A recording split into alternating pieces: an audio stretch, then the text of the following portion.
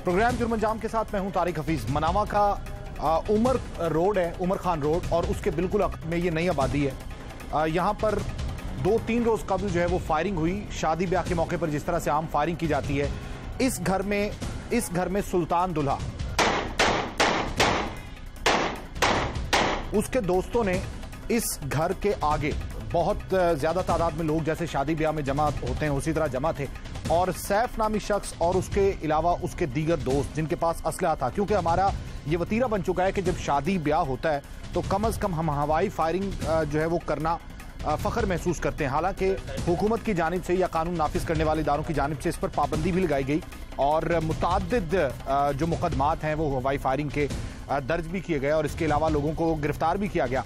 लेकिन इन तमाम खबरों से और बिला खौफ खतर इस इलाके में हवाई फायरिंग की जाती रही। हवाई फायरिंग से बिस्मा नामी 6 साला बच्ची जो है वो जाँ बहक हो गई।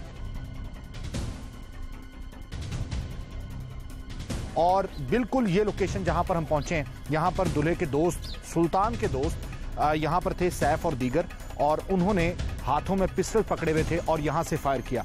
बिल्कुल इस साइड पे आप देख रहे हैं कि ऊपर जो 4 दीवारी है वहां पे बिस्मा, वो लड़की जो अपना घर संभालती थी क्योंकि उसकी वालदा जो है वो माजूर है और तमाम घर का जो है वो झाड़ू पोछा करती थी और इसके साथ साथ सफाई का काम करती थी या जो भी करती थी, वो वहां पे खड़ी बारात की खुशियां देख रही है। उसे नहीं मालूम था कि यहां से कोई गोली आएगी और उसके सीने में लगेगी और वो वहीं पर जाँ बहक हो जाएगी, या उसे नहीं मालूम था ये बारात उसकी जिंदगी की आखिरी बारात होगी।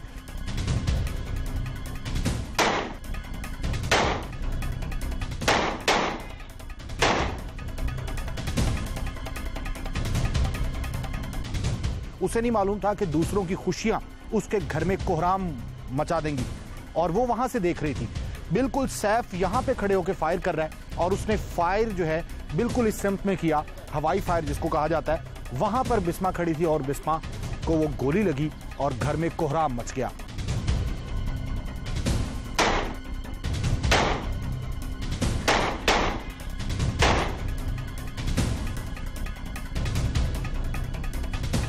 उसके बाद यहां से जो सुल्तान और दीगर लोग थे वो चले गए, फरार हो गए। उसके बाद पुलिस ने उसके वालिद को पकड़ा और फिर वालिद की निशानदेही पर सैफ, जो आप इस बैनर में भी देख सकते हैं, इस फ्लैक्स में पाकिस्तान मुस्लिम लीग नून का सियासी कारकुन भी है, सैफ जो है वो गिरफ्त में है। अगर आप देखें तो सेकंड लाइन में सेकंड लास्ट शख्स है, उसको देखें तो वो सैफ है जिसके हाथ में असलहा था। हम क्यों ऐसा करते हैं कि अपनी खुशियों को जो है वो बपा करने के लिए या अपनी खुशियों का दिखावा करने के लिए दूसरों के घरों में कोहराम मचा देते हैं या फिर दूसरों के लिए वबाल जान बन जाते हैं। अब बिस्मा की फैमिली की जानिब बढ़ेंगे और उनसे जानेंगे।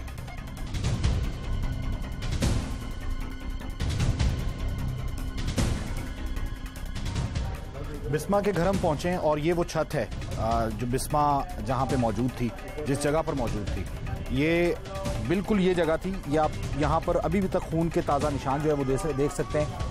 इसको धो भी दिया गया लेकिन उसके बावजूद ये निशान यहाँ पे मौजूद हैं।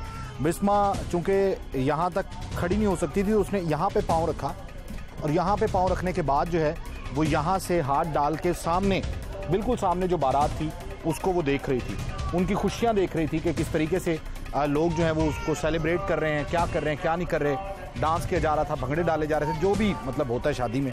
लेकिन उसके बाद उसको नहीं मालूम था कि यहाँ से वो सामने से गोली चलेगी और बिस्मा के लगेगी। ये वो जगह है।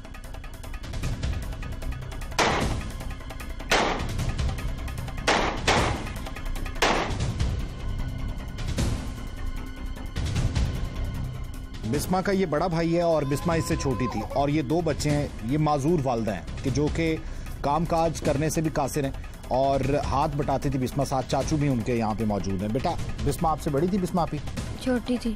छोटी तो क्या आप बहन भाई का प्यार तो होता है ना ज़्यादा। उस दिन क्या हुआ, कहाँ पे थे आप? उधर थे या यहीं पे घर पे थे? मैं ना काम पे था, काम से जब मैं घर आया तो मेरी बहन के सर पे गोली लगी हुई थी। मैं भागा गया, अपने पापा को बुला के लाया, फिर मेरे चाचू उतनी देर को मेरी बहन को लेकर अस्पताल चले गए थे।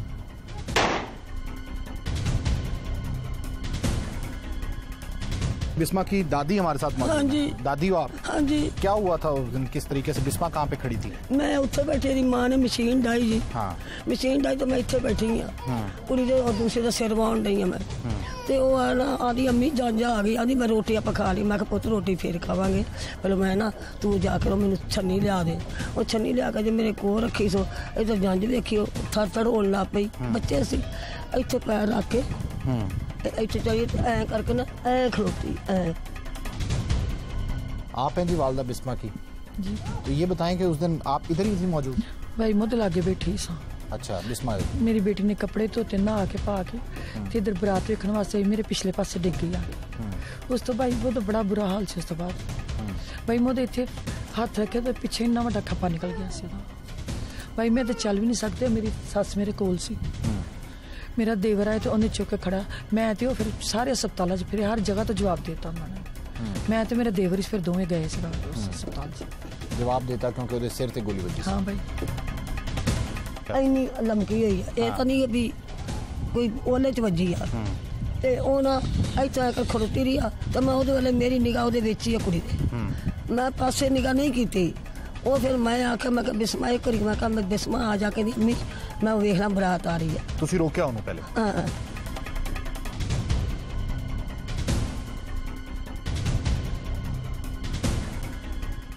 तो शाम को जब वापस आए तो आपने देखा कि घर में? दोपहर को आया था। अच्छा, दोपहर को। तो दोपहर को आया तब पता चला कि गोली लगी है? हाँ जी। तो उसके बाद जब मेरे चाचू ले गए थे तब मैं अपनी फूफो के घर चला गया था। जब शाम को मैं आया तो मेरी मामा ने बोला कि आपकी बहन फौत हो गई है।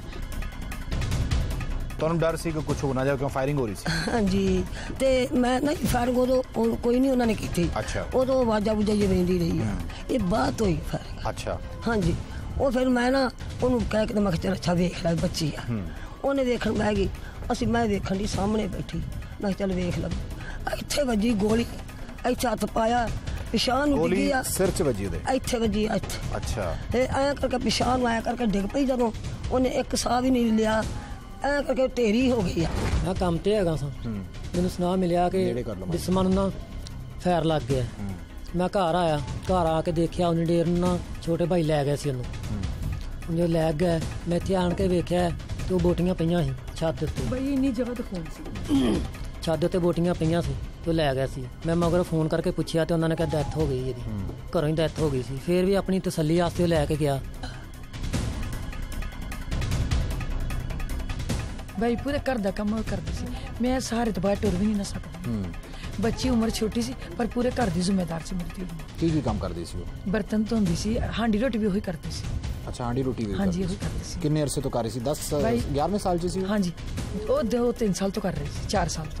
छोटी जी ने अल्लाह ने उन्हें देता जीने का काम, जिम्मेदारी नाल कर दी सी। हाँ, कपड़े भी भाई दोनों धोते ने उस दिन जिस दिन फौत हुई है। अच्छा, कपड़े भी धोने? हाँ जी। उस तो बाद झाड़ू पोछा करना ਤੇ ਉਸ ਤੋਂ ਬਾਅਦ ਖਾਣਾ ਵੀ ਬਣਾਉਣਾ ਹੁੰਦਾ? ਹਾਂਜੀ ਭਾਈ। ਉਹ ਢੇਰੀ ਹੋ ਗਈ ਜਦੋਂ ਡਿੱਗੀ ਥੱਲੇ ਤੇ ਇੱਥੋਂ ਗੋਲੀ ਜੇ ਵੱਜੀ ਹੈ ਤੇ ਇੱਥੇ ਨਿਕਲ ਗਈ ਆ ਵਿੱਚੋਂ ਪਿੱਛੋਂ ਜਿਹੜਾ ਇੰਨਾ ਜਿਹੜਾ ਦੀ ਖੋਪਰੀ ਉੱਡ ਗਈ ਹੈ ਥੱਲੇ ਡਿੱਗਦੀ ਸਾਰੀ ਦੀ। ਜਦੋਂ ਖੋਪਰੀ ਡਿੱਗੀ ਆ ਜਿਹੜੀਆਂ ਬੋਟੀਆਂ ਵਿੱਚ ਡਿੱਗੀਆਂ ਮੈਂ ਧੂ ਕੇ ਝੋਈ 'ਚ ਕੀਤੀ ਆ। ਮੈਂ ਕਿਹਾ ਸ਼ਾਇਦ ਮੇਰੀ ਬੱਚੀ ਦੇ ਵਿੱਚ ਖਰੇ ਗੁੰਮ ਹੋ ਗਈ ਆ। ਮੈਂ ਆਪਣੀ ਝੋਈ 'ਚ ਪਾ ਲਈ, ਮੈਂ ਮੂੰਹ ਨਾਲ ਮੂੰਹ ਲਾਇਆ, ਮੇਰੇ ਖੂਨ ਨਾਲ ਮੂੰਹ ਲਿਬੜ ਗਿਆ ਸਾਰਾ।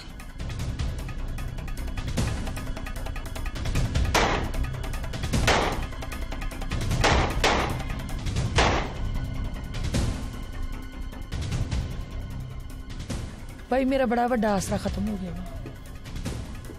भाई मैं तो मोढे ते हथ रख के टुरनी फिरनी सा। भाई मैनू पता जिस तरह मेरी धी बेटे मैं उस दिन कोठे ते नहीं आई हैगी कि जिस तरह मेरी धी इत्थे तड़फन ही सी अखां दे सामने। हाँ जी, उस दिन तो बाद मैं कोठे ते नहीं आई। ते बरात जा रही सी कि बरात आई सी? भाई बरात जा रही सी। अच्छा। सानू नहीं पता कि विआह हैगा, मैनू उन्हें दस्सिया।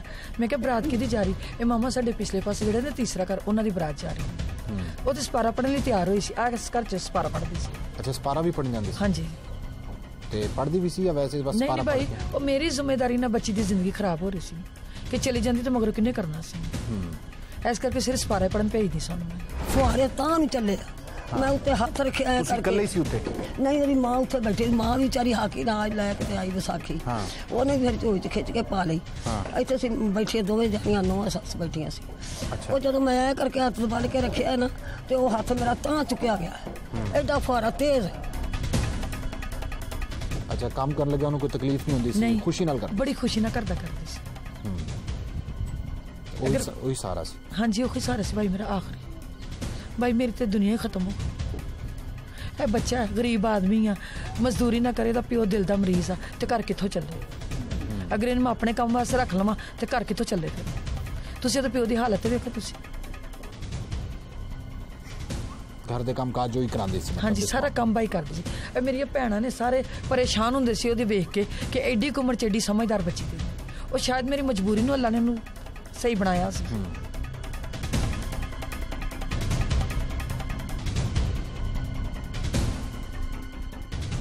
थले मैं देखिया लीड़ा लेटन लगी ने तो 2 पिला बोटी दिया डड़िया वो मैं दवा दव जो उन्हें लीड़ा बिस्मा ने लिया सी मेरी ने उस लीड़े मैं करके बोटियां बलेट दी।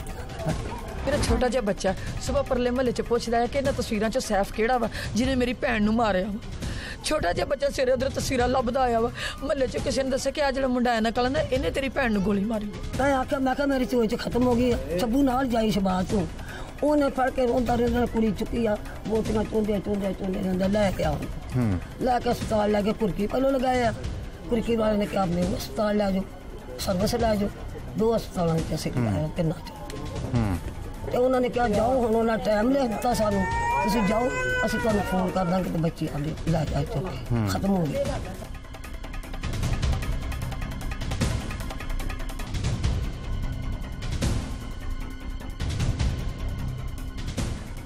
आटा भी बच्ची गुंदी हजे तक फ्रिज च आटा पिया दे हत्थां नाल गुज्जिया आया मम्मा मैं आटा गुन दिता तू शाम नूं ਉਹਦੀ किस्मत विच नहीं होया ना वो आटा ना वो सालन भी अजे फ्रिज विच पिया मम्मा जी मैं सालन भी पा दिता है मम्मा जी मैं आटा गुन दिता है तुसीं शाम नूं मैनूं कहो मैं रोटी भी पका दांगी अल्लाह ताला ने उन्हें पता नहीं कित्थों इन्ना कीता होया सी कि हर हुनर ਉਹਦੇ ਵਿੱਚ ਬੱਚੀ ਦੇ ਇੱਕ ਸੀ 11 ਸਾਲਾਂ ਦੀ ਉਹ ਬੱਚੀ ਸੀ लेकिन ਉਹਦੇ ਵਿੱਚ ਇੰਨਾ ਕੁ ਹੁਨਰ ਸੀ कि ਉਹਨੇ ਮਾਂ ਨੂੰ ਮਹਿਸੂਸ नहीं कराया कि मां तू मुहताज है।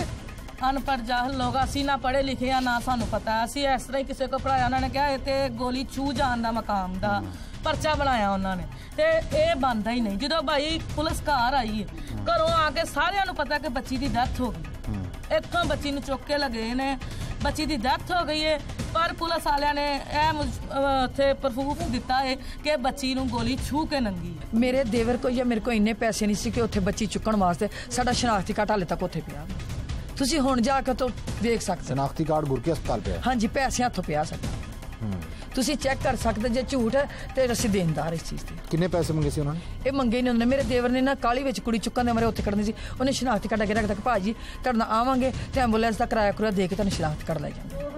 अच्छा 2000 रुपए एंबूलेंस वास्ते भी नहीं सर भाई उस टाइम कुछ भी नहीं सी साढ़े पैसे काम करते हैं सलमे सतारे का वो इतवार वाले दिन साढ़े पैसे आते हैं तो हफ्ते वाले दिन कित्थों आए ने साढ़े को